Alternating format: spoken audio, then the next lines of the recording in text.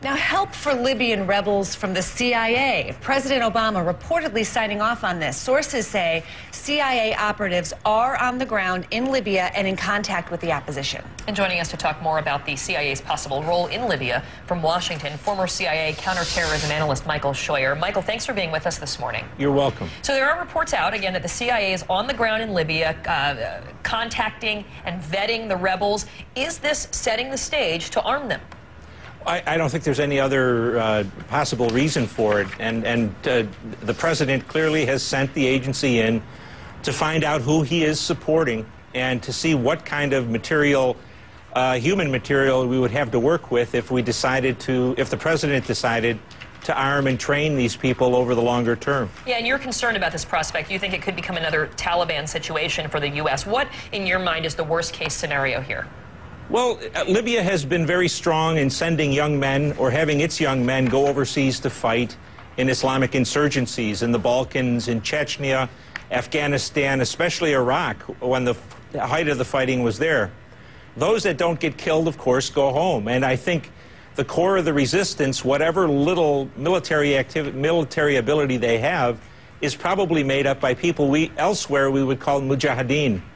And so it's a dicey proposition to be getting involved with this. I'm not sure that the opposition, if it takes power, is going to be much better than was Gaddafi. But that's why you need to have the CIA, I presume, in there vetting, as we said, who are these people, who are the elements that are funding them or supporting them, who are the politically the most palatable and the least palatable among them. The White House saying that no decision has been made. I have a question for you as a CIA veteran, I guess. I mean, the fact that we even know about this, is that unusual? I mean, should we just assume that the CIA in this sort of a situation would, of course, be in there on the ground?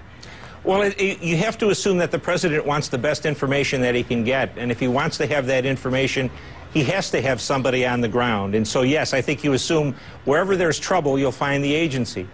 The other point I would make here is that vetting the people who are in the opposition, of course, is you're only able to do that to the extent that they're willing to talk to you. I think the agency will find a lot of people who are pro-democracy and westernized happy to talk to them. The more Islamic-oriented people aren't going to talk to them because that would bring into question our air support for them.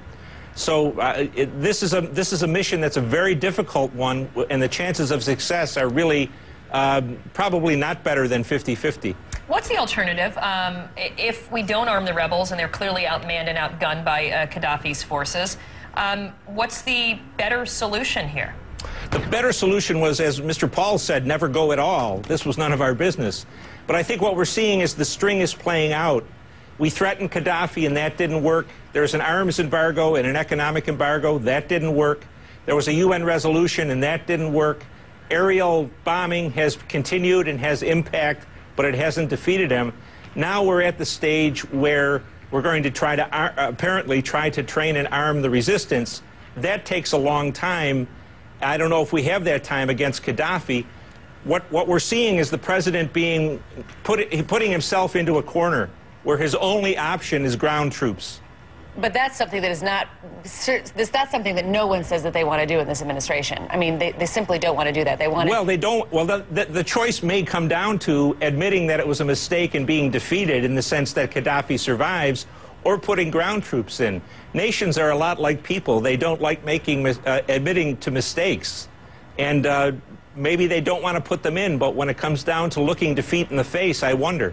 You know, you led the CIA's unit that tracked Osama bin Laden 1996 to 1999, and you believe that, much like that situation, America's involvement in Libya could prove to be a recruiting tool for extremists. Why? Oh, it's absolutely a recruiting tool. It's the American-led West attacking a Muslim country that has oil. They've been very careful to say it's not the American-led West, that NATO has now fully taken over the operations. Well, that yes, our firepower was used in the beginning, but that this is a coalition that includes Arab states. That may fool some Americans. It's not going to fool the people who sympathize with bin Laden and other Islamists.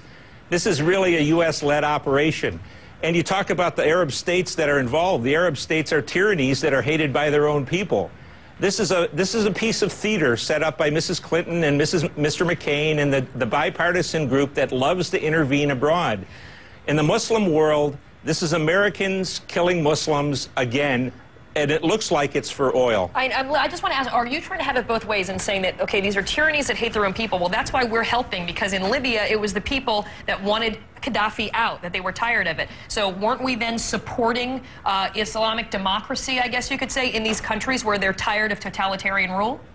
If we were supporting Islamic democracy, that would be one thing. But if you listen to Mrs. Clinton, and especially the rather crazed Ms. Rice at the UN, this is all about democracy in a world where democracy is not going to take hold. I think it's very clear, Michael Scheuer, that you are no fan of this policy and this administration. I think calling Ambassador Rice crazed is certainly a significant charge. Well, I don't know. I've just listened to her. You know, that's only my impression. And I have to say, this is not a Democratic problem. This is a Republican problem, too. Both parties love to intervene in other people's business where there are no U.S. interests at stake and where we spend enormous amounts of money at a time when we're nearly bankrupt. That doesn't seem to me to be a wise practice of American statesmanship. And that's a whole other story, that to call the United States bankrupt, the United States is running humongous deficits, yes, but the economy and this mission in Libya are two separate issues. They're not separate issues, ma'am. You're just carrying the water for Mr. Obama. I'm certainly not carrying anyone's water, and I will assure you of that. Michael Scheuer, thank you so much for your time. We've had a very long, exhaustive interview. You had plenty of time to give your point of view on that. We're going to be right back. It's 38 minutes past. Thanks, Michael.